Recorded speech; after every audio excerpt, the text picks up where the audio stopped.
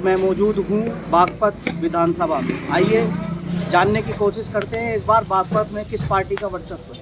जी क्या नाम है आपका? जतिराज सिंह। जतिराज सिंह जी, इस बार आपको किस पार्टी का वर्चस्व लगता है? आपने ही कहा। भैया इस बार तो जो हमारे यहाँ जो वर्चस्व है बागपत विधानसभा में जी वो गठबंधन का है, जो समाजवादी पार्टी रालोद का है। गठबंधन में समाजवादी से किसको टिकट मिला? समाजवादी से नहीं, रालोद से मिला है। रालोद अमित जी को मिला है। अमित जी को, तो उनका वर्चस्व है उधर, कुछ नहीं, पकड़ है उनकी, उनका जीत सकते नहीं, हैं? उनका जीतने का कारण क्या है कि अब का जो चुनाव है वो जातिगत चुनाव ज़्यादा है। जातिगत से मतलब कि जो यहाँ मुस्लिम मतदाता भी काफ़ी मात्रा में है और आरएलडी की वजह से जो है जाट मतदाता भी जो है उन्हीं के साथ है। तो इन दोनों को जो मिला के उनके जीतने के चांस जो है ज़्यादा है। इस बार जैसे कि भारतीय जनता ने 4.5 वर्षों में कुछ काम नहीं कराया। 4.5 वर्ष आप लोग बताते हो, यूपी के हिसाब से बता देते हो। हमारे देश में 7 साल होने जा रहे हैं। प्रधानमंत्री भी हैं जो पूरे भारत को चला रहे हैं। पूरे भारत में क्या हुआ है? उत्तर प्रदेश की बात क्यों करते हो? आप पूरे भारत की बात करिए। जब भाजपा की आप बात कर रहे हो तो आप पूरे भारत की बात करिए, क्योंकि पूरे भारत लगभग करीब जो है 70% भारत का उन्हीं का कब्जा है, भाजपा पार्टी का कब्जा है। तो 70% जब प्रदेशों पे कब्जा है तो 70% प्रदेशों पे कब्जा होने के बाद पूरे भारत की बात कर लो। तो पूरे भारत में क्या हुआ है, क्या दिया है हमारे देश के प्रधानमंत्री? मतलब मुख्यमंत्री ने, आप पूरी सेंट्रल से ही पूरी भाजपा की बात करना, पूरी भाजपा ने क्या दिया है? हमें केवल धर्म के आधार पर बांट दिया। मतलब आपका कहना है भारतीय जनता पार्टी धर्म में कन्वर्ट करने की कोशिश करती है, डिवाइड करती है। हर चुनाव में वो धर्म में कन्वर्ट करना चाहती है। आप उठा के देखिए, रोज टीवी देखे ना, जितने चैनल चल रहे हैं उस पर क्या किस तरह की बातें होती हैं। धर्म के आधार पर तो बांटने की कोशिश करी जा रही है। अरे देश क्या, मेरे को कोई भाजपा का ये बता सकता है कि जो आज हमारे देश में 22 करोड़ 25 करोड़ जो भी मुसलमान हैं उन्हें भगा देंगे क्या? यहाँ से भगा देंगे क्या उन्हें? वो यहीं रहने हैं ना। तो फिर ये धर्म की बात क्यों, शिक्षा की बात क्यों नहीं, स्वास्थ्य की बात क्यों नहीं, रोजगार की बात क्यों नहीं?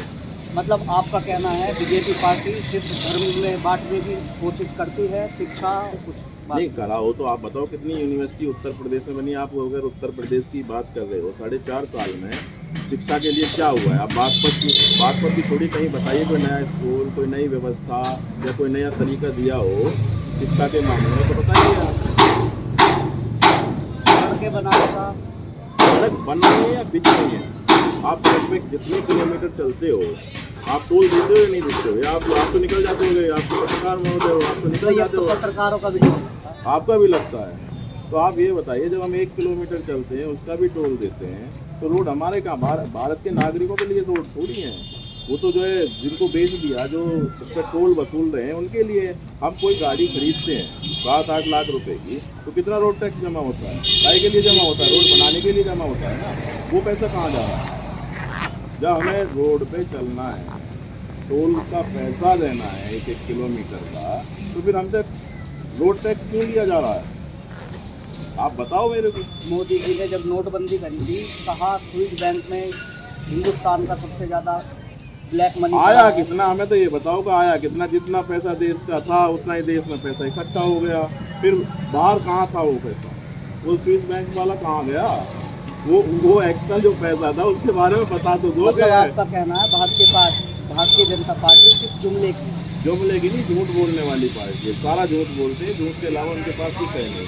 अब झूठ में जितना बहका लो इस पब्लिक को, क्योंकि पब्लिक क्या है, पब्लिक तो ऐसी है भैया, जो तक बढ़िया सपने दिखा दे उनकी बात को जो मान लेती है।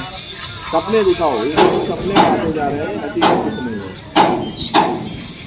तो एजुकेशन पे क्या कहना होगा आपका? भैया एजुकेशन आप भी देख रहे हो, चलो कोरोना काल था, लेकिन कोरोना काल में एजुकेशन बच्चों को क्या मिल रही है तो आप भी देख रहे हो, मैं भी देख रहा हूँ। भाई एक घर में आप ये मान के चलो 3 बच्चे हैं, क्या मेरी औकात है कि 3 बच्चों को 3 मोबाइल अलग अलग दिला दूँ? जैसे वो अपनी जो क्लास कर लेंगे, क्लास के टाइम सबके क्या है, देख के 10 बजे से इतने बजे तक चलेंगे। अब 3 बच्चे हैं तो तीनों को मोबाइल कहाँ से लाऊं, नेट कहाँ से लाऊं? अच्छा फीस मेरे को देनी है, तो भैया कहाँ से लाऊं मैं? ऐसा कोई है मेरे दौरे के, ऐसा कोई पेड़ लगा हुआ है कि जिसमें से मैं पैसा तोड़ के जो ये सारी व्यवस्था अपने बच्चों को देता? मेरी समस्या नहीं है ये, सब लोगों की समस्या है, पूरे देश की समस्या पूरे है, हिंदुस्तान की आम आदमी पूरे भारत की ये समस्या है। जो आम आदमी है जिसकी कमाई 20,000 हो, 10,000 हो, 25,000 हो, क्योंकि आम पब्लिक की कमाई आपको भी मालूम है 27 रुपये, शायद वो हमारे मानक के अनुसार है तो 27 रुपये जो उसकी रोज की आमदनी है, 27 रुपये में वो परिवार को खिलाएगा, जब मोबाइल दे के बच्चों को पढ़ाएगा। आप बता दीजिए मेरे को। भाई पिछली सरकार जो अखिलेश रही उसने 4 साल 5 साल लैपटॉप बांटे, जो भी कुछ बांटा उसने शिक्षा की नीति बनाने की कोशिश तो करी, उन्होंने 5 साल में किसको बटे नहीं बटे हमारी तो जानकारी नहीं है। आपकी जानकारी में तो कितने जिलों में बटे आप बताइए। तो आप गठबंधन से क्या भैया मांगते हैं अगर वो जीत नहीं, हासिल कर गठबंधन पाते? हम तो ये चाहते हैं, गठबंधन की सरकार बनती है, गठबंधन की सरकार बनती है तो वो शिक्षा पे ध्यान दे, स्वास्थ्य पे ध्यान दे, सड़कों पे भी ध्यान दे। अब आपने हाईवे देख के जैसे बता दिया कि हाईवे बढ़िया बन रहे हैं, आपने गाँवों की सड़क देखी है जो गाँवों को जोड़ती हैं, उन सड़कों का क्या हाल है देखा है क्या टूर मिल रहा है?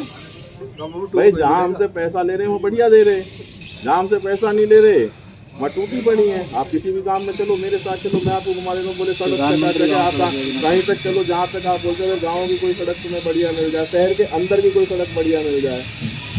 आपको केवल जो बाहर रोड बना दिए जिन पर आपसे पैसा लिया जा रहा है वो रोड जो है आपकी बढ़िया मिल जाए, क्योंकि वो तो पैसा डेली बरस रहा है भैया, डेली लूटा जा रहा है। इनका भी कमीशन है, और का भी कमीशन है, जिस प्रदेश में जो सरकार है उसका भी कमीशन होगा, ये तो कमीशनों का खेल चल रहा है।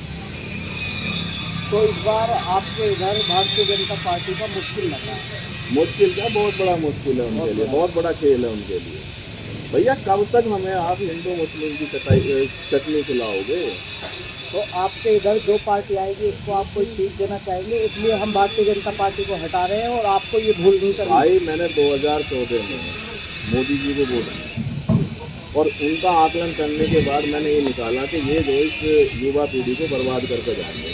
मैंने 2014 के बाद में वो गलती नहीं करी है, और मैं अपने देश के युवाओं से, प्रदेश के युवाओं से ये कहना चाहता हूँ कि भैया अगर रोजगार चाहिए तो अपनी आवाज़ उठाओ, अगर सरकार हो किसी की भी हो उसके खिलाफ आवाज़ उठाओ। ऐसा नहीं कि आप भाजपा की बात कर रहा हूँ मैं, अगर कांग्रेस गलत कर रही है तो कांग्रेस के खिलाफ भी उठाओ, समाजवादी गलत करती है तो समाजवादी के खिलाफ, जो भी सरकार चला रही है उसके खिलाफ बोलना सीखो, अपने अधिकार सुनना सीखो, अपने अधिकार लेना सीखो।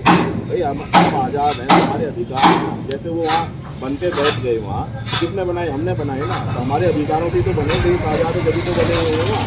अगर वो हमारे पैसे से वो तो मौज ले जाए और हम बहन तो जो चटनी से भी रोटी नहीं खाएं तो क्या तरीका बनता है हमारे द्वारा? बताओ क्या तरीका बनता है? हमें चटनी से भी खाने को नहीं मिल रही। तो चलो आपकी बात से पता चला है इस बार इस क्षेत्र में भारतीय जनता पार्टी का मुश्किल ही नहीं नामुमकिन लग रहा है। और इन बात ख़त्म करते हैं, इनसे पता करते हैं कहाँ के रहने वाले हैं। भैया मैं बागपत का रहने वाला। क्या नाम है आपका? पूरा यतिराज से। पैदाइश आपकी? अब तो यहीं की मान लो, पहले तो बाहर के थे, अब तो यहीं के हैं, यहीं व्यवसाय करके यहीं रह रहे हैं 20 साल से।